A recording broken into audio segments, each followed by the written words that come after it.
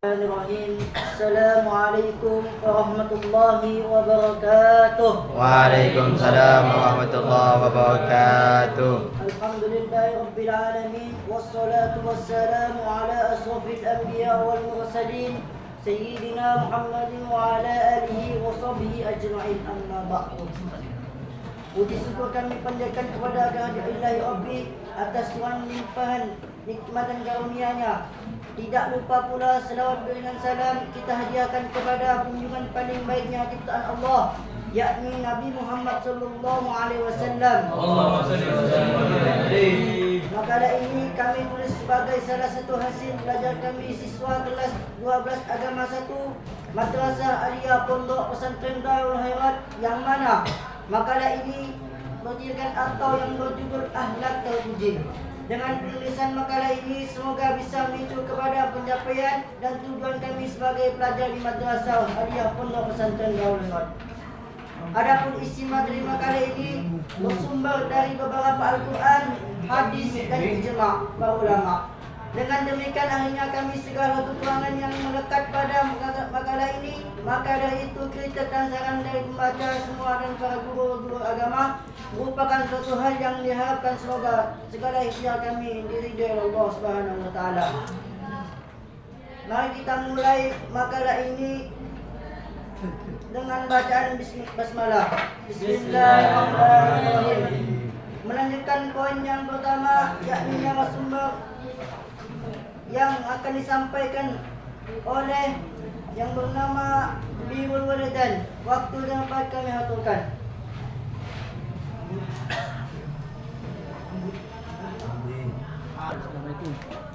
Bismillahirrahmanirrahim. Assalamualaikum warahmatullahi wabarakatuh. Waalaikumsalam warahmatullahi wabarakatuh. Alhamdulillahirabbil alamin. Wassalatu wassalamu ala asrofil anbiya'i wal mursalin sayyidina wa maulana Muhammadin wa ala alihi washabihi ajma'in. Amma ba'du.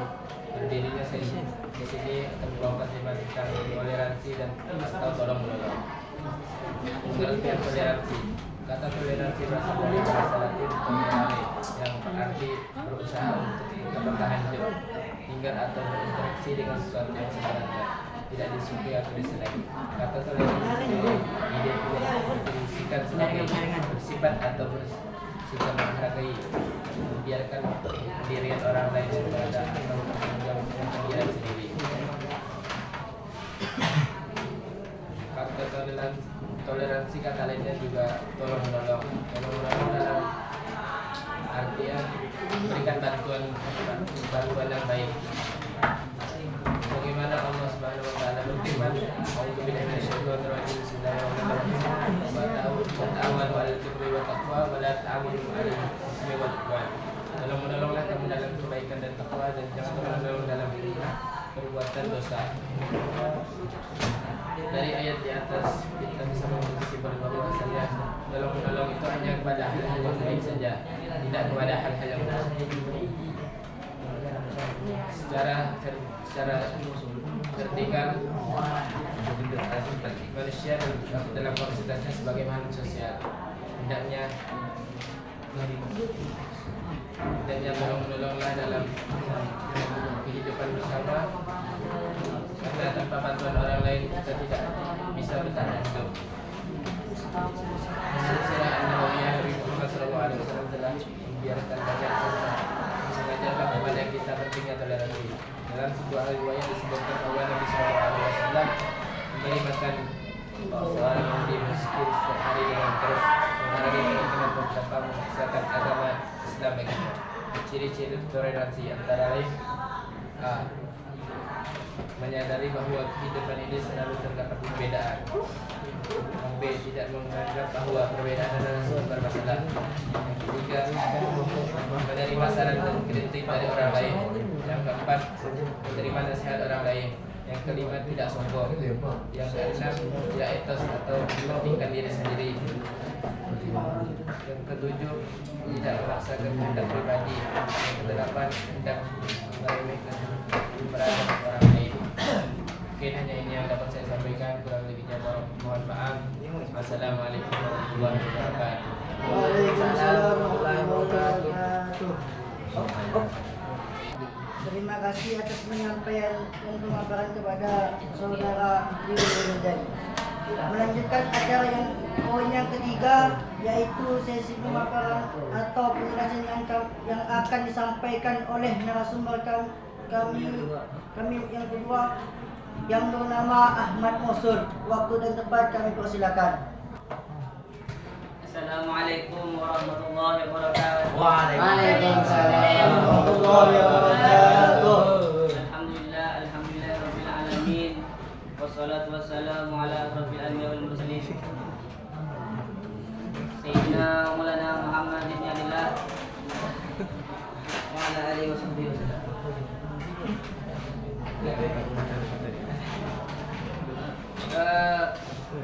Baiklah teman-teman, untuk pemaparan atau penjelasan masalah kami ini, saya akan menjelaskan tentang sebagian dari makalah kami yang berjudul akhlak terpuji, membiasakan akhlak terpuji. Dan berdirinya saya di sini bukan hanya untuk sekedar berdiri untuk membaca puisi, tapi saya ingin mewajarkan tentang membiasakan akhlak terpuji. Sebagiannya itu yang bernama musawah. Musawah di dalam agama Islam telah mengajarkan kepada kita bahwa kedudukan manusia di hadapan Allah itu artinya sama. Pengertian musawah menurut bahasa adalah persamaan. Sedangkan secara istilah, musawah adalah persamaan dan kebersamaan serta penghargaan terhadap sesama manusia sebagai makhluk Tuhan. Jadi musawah di sini menunjukkan sikap kepada manusia yang mana kita harus sesama manusia ini tidak boleh saling menjatuhkan dan tidak boleh saling untuk saling merendahkan. Berarti Allah Subhanahu wa taala di sini menyuruh kita untuk mempunyai akhlak terpuji, untuk bersifat musawah, yakni menyamakan sisi kedudukan kita sesama manusia. Musawah juga dapat diartikan dengan persamaan derajat, artinya sikap seseorang memandang dirinya sama atau sejajar dengan orang lain. Jadi manusia di hadapan Allah itu tidak ada bedanya. Yang membedakan manusia di antara kita yakni ketakwaan dan keilmuan kita. Sebagaimana Allah Subhanahu wa taala menerangkan di dalam Al-Qur'an, "A'udzu billahi minasyaitonir rajim.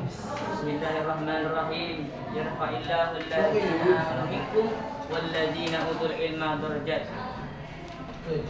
Yang artinya Allah Subhanahu wa taala ini akan mengangkat derajat seseorang yang mana jika seseorang ini telah bertakwa dan memiliki ilmu.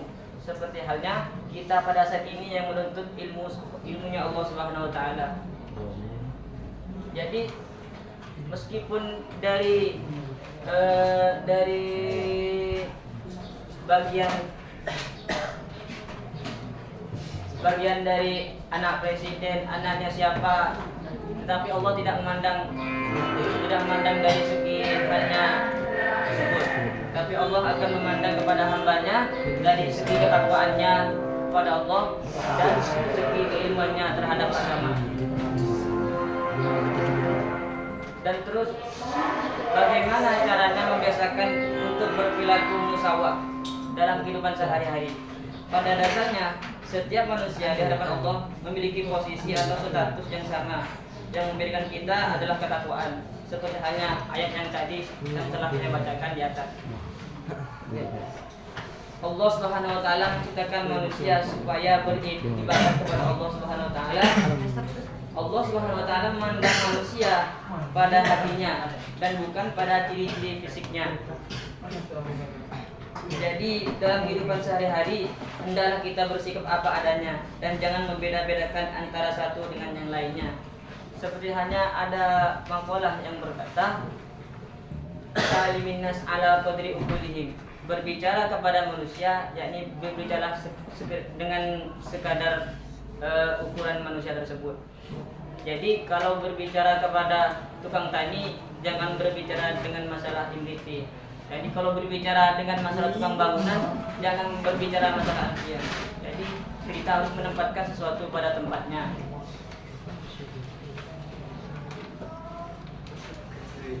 Mungkin dengan pemaparan ini semoga para audien dapat memahami atau mencerna perkataan saya dengan baik. Mungkin akhir kalam dari saya. Wassalamualaikum warahmatullahi wabarakatuh. Waalaikumsalam warahmatullahi wabarakatuh. Terima kasih atas penyampaian dan pemaparan kepada Saudara Ahmad Mosul. Menginjak poin yang keempat, berikutnya yakni sesi tanya jawab, yang mana sesi ini akan dimulai dari audien untuk menanyakan hal yang tidak mengerti. Sesuai dengan kemampuan audien, waktu dan kesempatan, kami persilakan. Bismillahirrahmanirrahim. Perkenalkan, saya Hendra Wiranadi, perwakilan dari kelompok 5, ingin mempertanyakan kepada narasumber yang tentang dalam bab musyawarah. Pertanyaan saya kepada narasumber, apa keuntungan kita untuk menanamkan akhlak dari sejak masa kecil? Terima kasih. Terima kasih untuk Saudara Hendra atas pertanyaannya dan kritiknya. Kepada narasumber yang kedua, dipersilakan untuk memaparkan atau menjelaskan kembali kepada pertanyaan Saudara Hendra. Waktu dan tempat kami persilakan. Baiklah, terima kasih atas pertanyaan dan kritikannya. Tadi pertanyaan Anda yang membahas tentang apa keuntungan menerangkan akhlak dari sejak kecil. Jadi mulai dari pertama kali Nabi Muhammad SAW diutus oleh Allah ke muka bumi ini, sebagaimana sabda Nabi, innamal bu'istu liutammima makarimal akhlak. Sesungguhnya aku diutus oleh Allah ke muka bumi hanya untuk menyempurnakan akhlak. Jadi tidak ada tujuan lain selain untuk menyempurnakan akhlak kepada manusia. Jadi Nabi Muhammad di sini mengajarkan kepada para sahabat, para tabi'in, para tabi'in dan para umatnya untuk senantiasa menjunjung akhlak yang tinggi, sebagaimana Imam Umar Abdul Jabbar yang memaparkan di dalam kitabnya pada kitab akhlaknya, di mana beliau berkata, yajibu 'alal waladi ay yatakhallaqa bil akhlaqil hasanati min sigharihi litaishi mahbuban fi kibarihi. Wajib bagi seorang anak ayyatahullaqa, yaitu berakhlak bil akhlaqil hasanah, dengan akhlak yang baik, min sigharihi, dari sejak kecilnya, yakni dari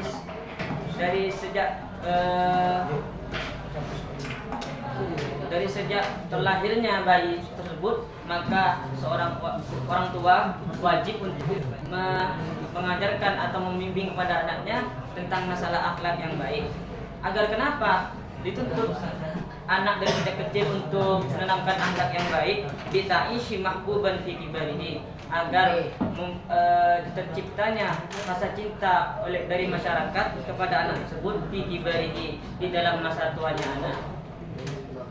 Kenapa ulama ini, para ulama, para nabi, para rasul, khususnya nabi kita Nabi Muhammad SAW, Allah memberi tinggi kepada akhlak kepada umatnya untuk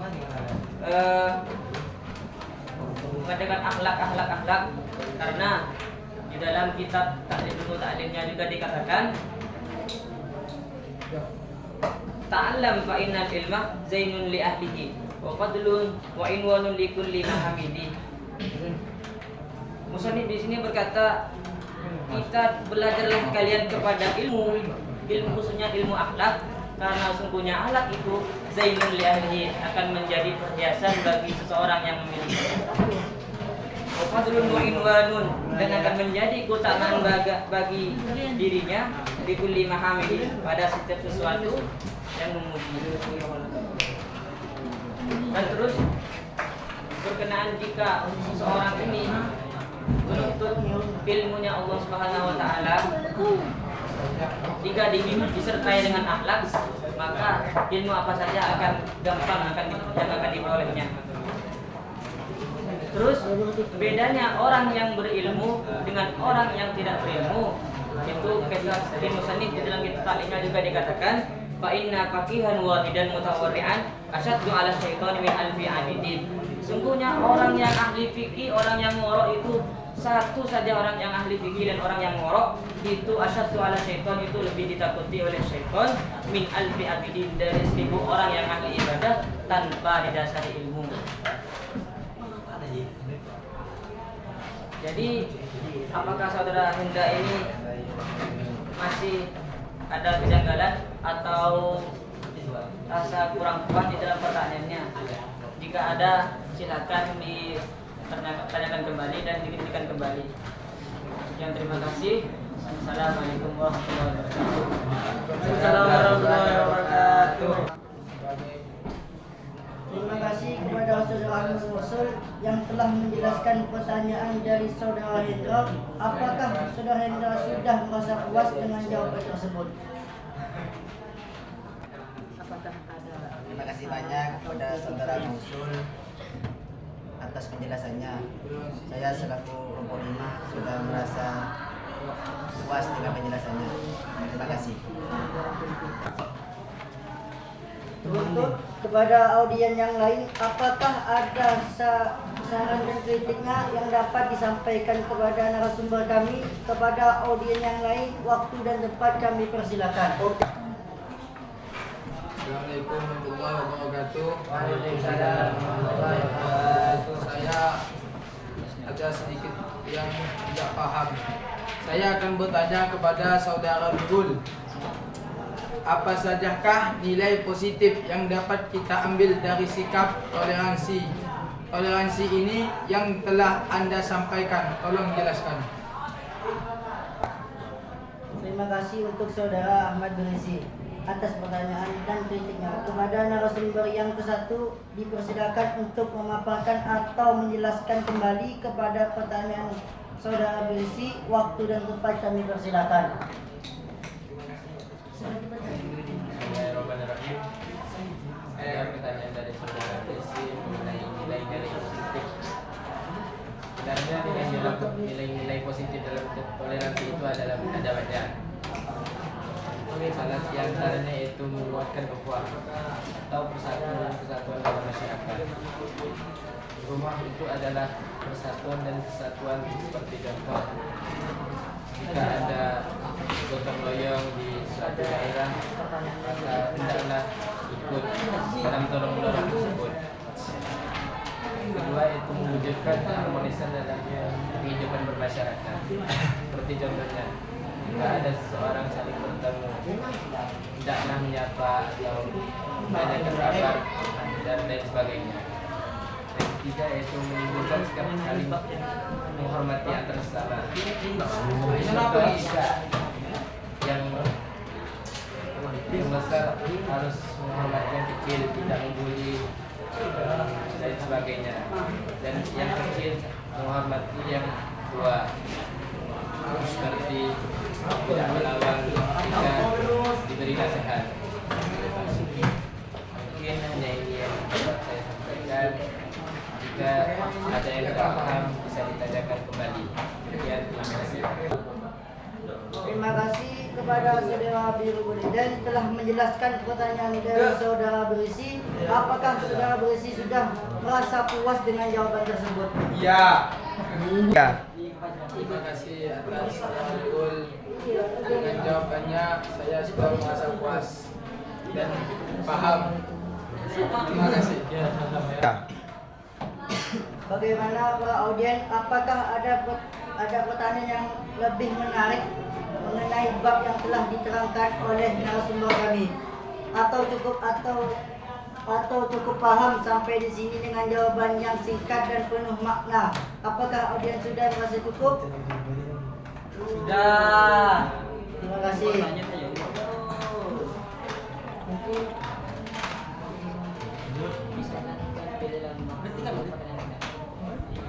Mungkin bila dilanjutkan dengan kesempatan waktu yang akan datang.